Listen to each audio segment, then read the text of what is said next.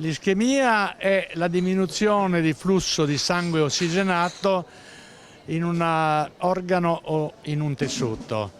Nel caso di Giordani è avvenuta una embolia da parte di un grumo di sangue che si è staccato da una delle cavità cardiache ed è stato proiettato nel circolo arterioso ed ha raggiunto delle arterie periferiche dentro il cranio, praticamente intracerebrali, tappandole, per così dire. Sergio Giordani è stato molto fortunato. La prontezza del medico in sala, che ha avvisato immediatamente la Stock Unit, è stata fondamentale per salvargli la vita e contenere le conseguenze dell'ischemia cerebrale che lo ha colpito.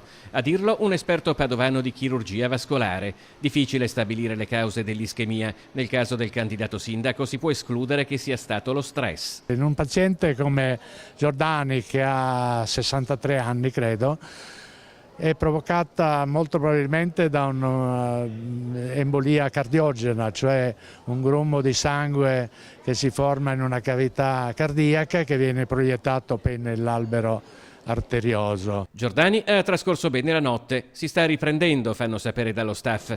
Entro lunedì mattina verrà sciolta la prognosi, ma si attende di sapere se sarà in grado di continuare la campagna elettorale. Io penso che Giordani possa eventualmente anche reggere una campagna elettorale. Il problema è legato alla personalità del paziente e soprattutto all'influenza che avrà la sua famiglia nell'impedirgli di condurre questa campagna elettorale.